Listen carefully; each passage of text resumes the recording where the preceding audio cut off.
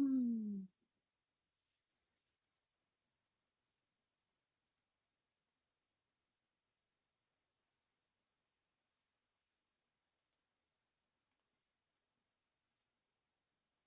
Hello, hello.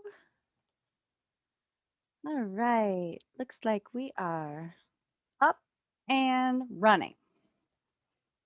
Okay. Let me set this up. I thought today would be very fun to talk about buffering. What do you think? Okay. So, buffering. What is buffering? Buffering is when you do something to avoid a negative emotion, right? And it creates a net negative result for you. Let's think about it. Buffering could be overeating, could be over drinking, it could be scrolling social media when you should be doing something else, or you've planned something else. It could be binge watching some Netflix. You could buffer with work or research or um, exercise, right? You can buffer with a lot of things. You want to ask yourself, why? Why am I doing this thing? If you're eating and you're hungry and you've put it on your protocol, tomorrow I'm going to eat this thing at 4 o'clock, and you feel hungry and you eat it, that's not buffering. That's fueling your body, right? That's taking care of yourself. But if it's 10:30 at night and you're starting to stress about what's coming up the next day and you go grab the ice cream out of the freezer and the spoon, screw the bowl, and you just sit there and start eating the ice cream at 10:30, I think we're talking a little bit of buffering, okay? So, in the moment, like your primal brain just wants you to feel pleasure. And you start thinking about the things that you have to do tomorrow. And whatever you're thinking about creates some kind of worry or anxiety or dread, or, we can even buffer when we're like overly excited. Maybe you got something coming up you're super excited about the next day. We don't know. Um, and eating is your kind of go to buffer, and you go grab the ice cream and you eat it. So in the moment, it feels very pleasurable.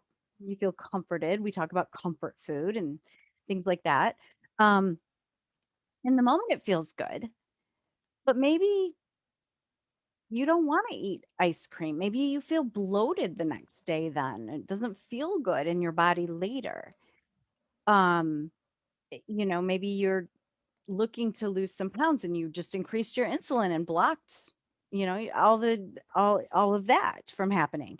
So, or maybe it's not ice cream, maybe it's a glass of wine. I just like wine, right? So when you think of thought, I just like wine. Wine would taste good right now. I had a hard day, whatever it might be, and you grab a glass of wine, um, that's buffering as well. What emotion are you trying to avoid or trying to cover by drinking that glass of wine, right? If we use the same example, maybe you're stressed about tomorrow or worried or whatever, anxious. You have the glass of wine to calm down, right? It's harmless, right? It's just harmless, just a glass of wine. Could be harmless. But you end up not sleeping well that night, waking up maybe a little bit later, feeling a little bit sluggish. Maybe that one glass of wine turns into two, three, or four. That's a net negative result. Okay. So if you think about all the things in your life that you're doing to avoid a negative emotion, and we don't always think of it that way. We just think, well, it's pleasurable. I like to eat ice cream. I like to have a glass of wine. Um, I enjoy scrolling social media. I'm catching up with my friends. right? But have you ever considered the possibility that your life might be better if you took away all of these additional things, what we call false pleasures? Okay.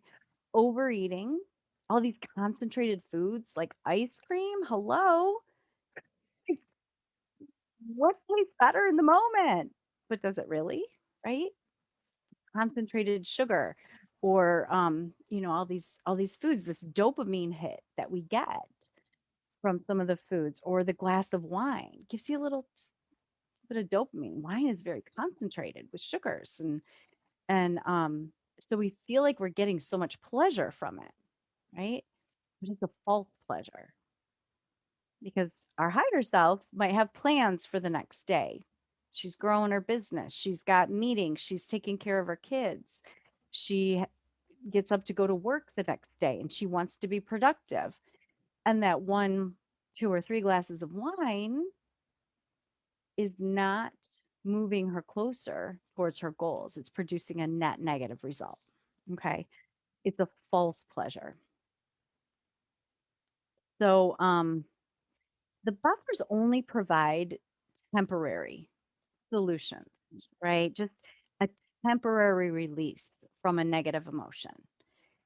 Um, like when you overeat, like we talked about, maybe bloated the next day, maybe you just feel sick, you feel full, you gain weight, right? And then the next thing you might do is beat yourself up. Why did I eat that ice cream last night? What's wrong with me? I can't do anything right. I went all day and then I just blew it. So I might as well eat a whole pizza for lunch. Can you tell I've been there?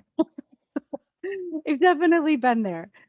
Um, but what if you really allow yourself to feel a negative emotion, you'll realize it's not that big of a deal, right? It's just not like anxiety. You think about anxiety. Take a deep breath, feel it in your body. Where do you feel it? Is it buzzing through your whole body? Is it like a pit in your stomach? Do you feel tingly in the head? Do your fingers feel heavy? Do you feel hollow? You really sit and you process an emotion, whether it's anxiety or fear, stress, frustration, anger, whatever it is. When you resist it, oh, that's a bad emotion. That's a negative emotion. I don't want to feel that. You resist it. What you resist persists. It just grows stronger and stronger when we're resisting an emotion that we don't want to feel. So imagine you're in a swimming pool and you've got a beach ball and you're holding the ball under the water. And it's fine. It's fine for now. You're just holding the ball in the water. You're sitting on it, you're floating around, whatever. Right? But finally, you can't do that any longer. You just let go and it just explodes out of the water. Right? It makes a big splash. Smacks your spouse in the face. Marsha Brady. Oh, gross. Ooh, it just comes out. That's what happens when you resist it. Eventually you're going to react to it. Okay? You can't hold it down any longer. Or picture, if you will, a restaurant, if we can, with a swinging door from the kitchen into the dining room. And there's two servers, and they're like both trying to get through the door at the same time, and they're pushing and pushing and pushing. Why can't I get in? And finally, it's just too much, and one lets go, the other one goes flying in. Trays go flying, silverware everywhere, shattering glass, all the things, right? Um, that's resisting an emotion. Okay. Reacting to an emotion is going and grabbing the ice cream, grabbing the wine, uncorking 2 bottles of wine. Is it corking or uncorking 2 bottles of wine, right? Been there too. I don't wanna think about all the stress that's coming tomorrow. I didn't know that stress comes from my thoughts, but using those things to just you just react. So you're reacting, or maybe you snap at your kids or your spouse or whoever, right? That's reacting. But what I want you to do, this is what I work on. This can be very simple. It can be very challenging. Depends on how long you've been reacting or resisting urges and feelings. You need to learn to do is allow. You allow it in. You notice it, describe it. My teacher Brooke, she talks about describing it to, like, to a little Martian who comes from another planet and who's never been here, has no idea what are emotions. And he's like, "Well, what's anxiety?" And you describe it to him. And he's like, "Oh, okay. So your body feels a little tingly, you like a little flutter in in here in your stomach. So what? What's the big deal? What's the big freaking deal?" Right? You feel sad. Okay. Maybe you feel heavy. Go in your body. Where do I feel sadness? Feels heavy to me. I always feel so heavy when I feel sad. Like everything just feels heavy. So what? Maybe I cry. Maybe I'm just feeling sad. Have you ever just allowed yourself to feel sad? I remember one time I was it was almost it was my daughter's. Okay. It was my daughter's birthday the next day and I hadn't bought her anything.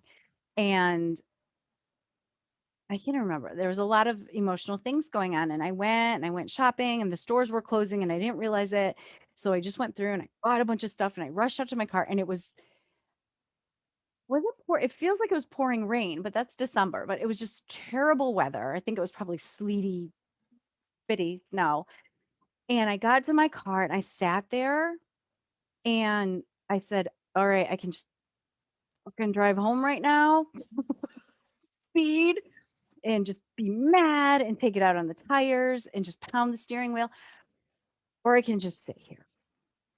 And that's what I did. I sat in my car and just allowed the tears to come. I just felt it through my body. I told myself, this is what sadness feels like.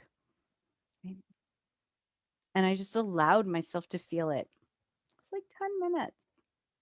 10 minutes. It processed through. I had a lot of big emotions. Even 10 minutes with some big emotions.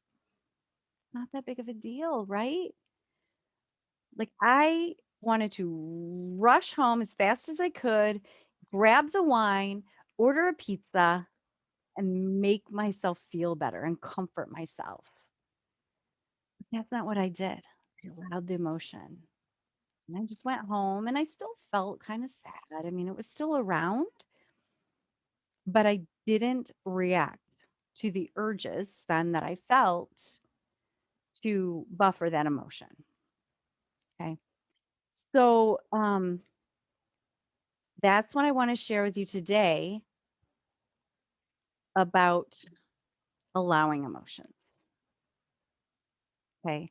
The reason we buffer, we are trying to avoid a negative emotion. But here's the thing, we're going to feel negative emotions.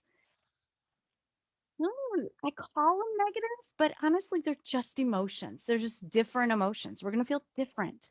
We can call them positive and negative because that's how most of us label them.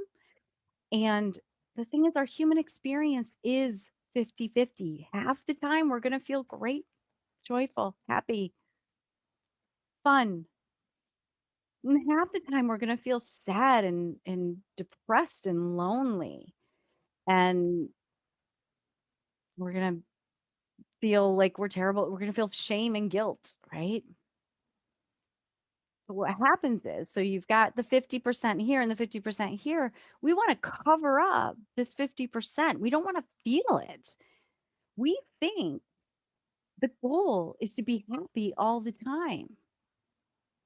Most of the time, if we're honest, we think that's the goal.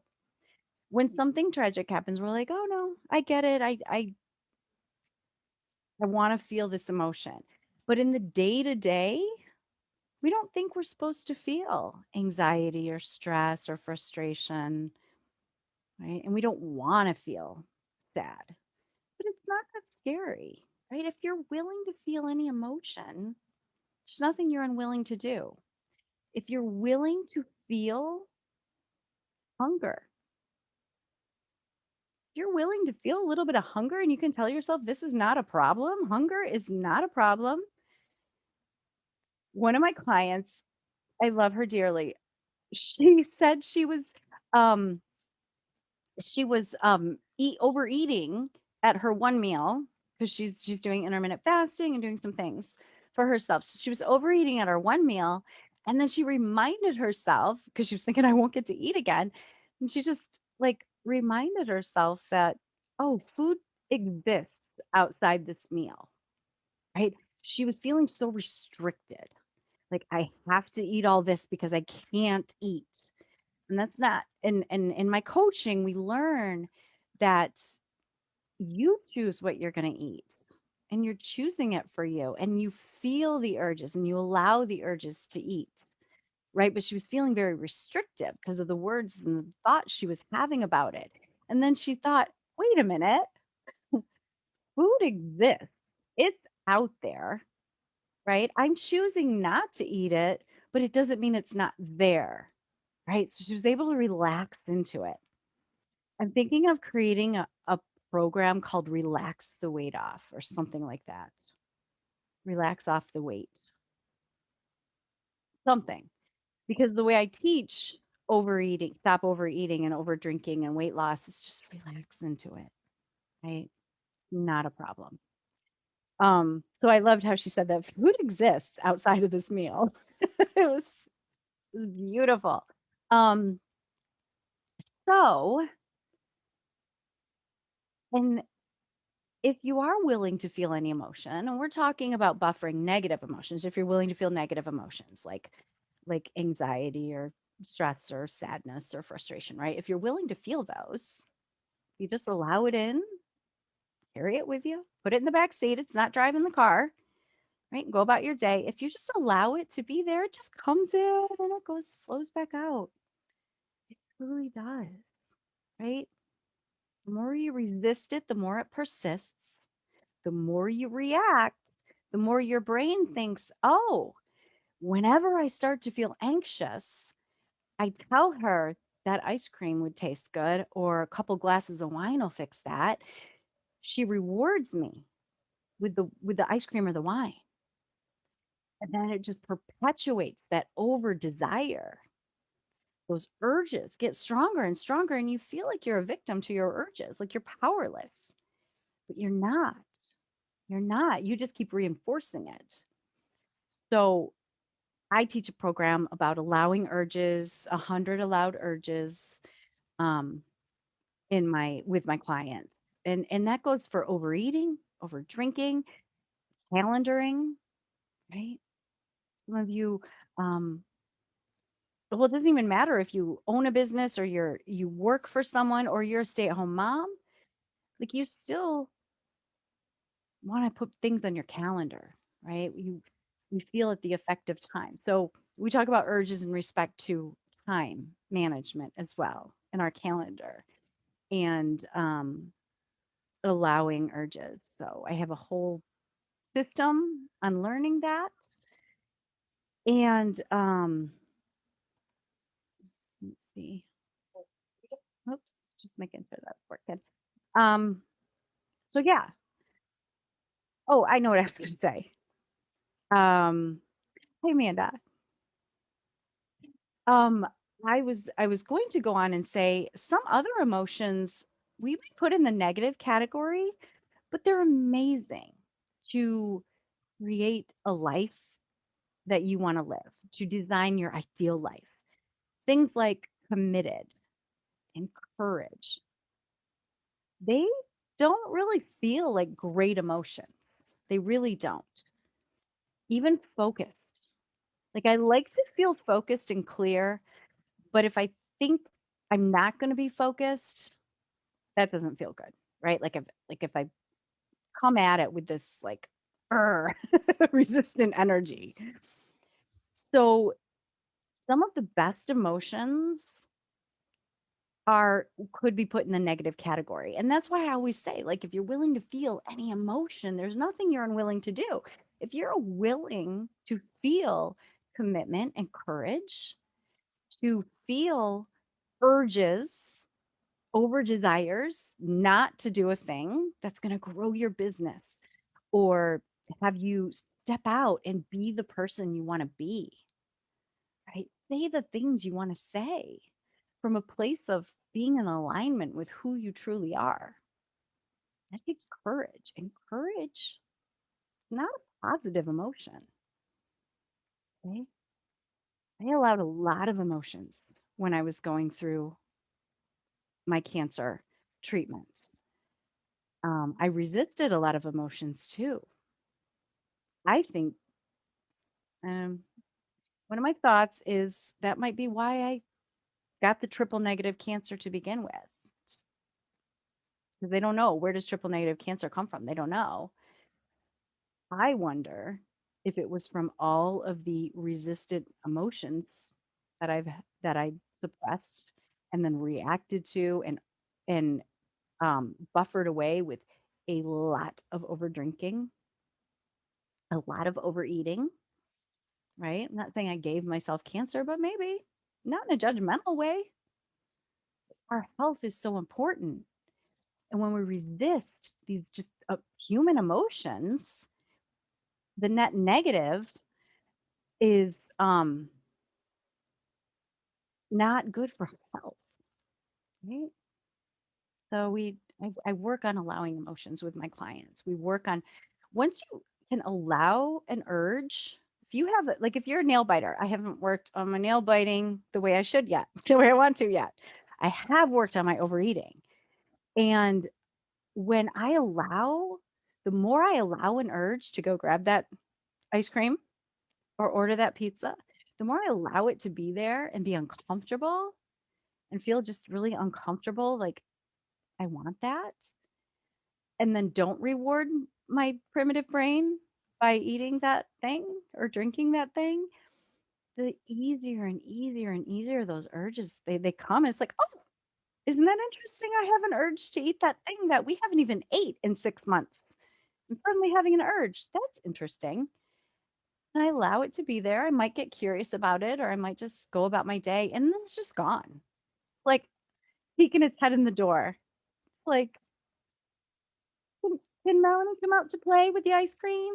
No, not today. It wasn't on her protocol. Okay, bye. That's just, I don't even know. I'm totally going to make it some kind of metaphor or analogy about that now. It's just a door. Yeah, it's like banging on the door in the beginning. "Arr, come out and eat me. I'm the ice cream. I am going off the rails now. I'm the Moose Tracks ice cream monster. Come eat me. And the more you just say, oh no, no, that's okay. Come on in. Watch me work. Um, that was such a messy, mixed up metaphor, but I'm gonna perfect that one. Urgency with time management. It's right. Time management. We don't manage time. Time just is. We manage our mind around our time, right, Amanda? Amanda knows. Yeah. So, anyway, that's what I came in to talk to you about today. A little bit of buffering, a little bit of urge talk. Um, share with you that yes, I have room in my roster to add a couple new clients. Really excited about that. We do a lot of work on self-love and self-acceptance, okay?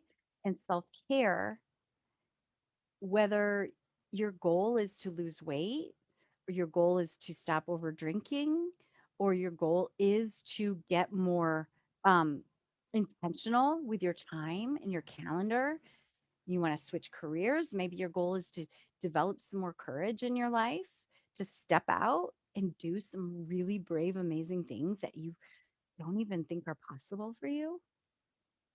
Believe in possibilities, right?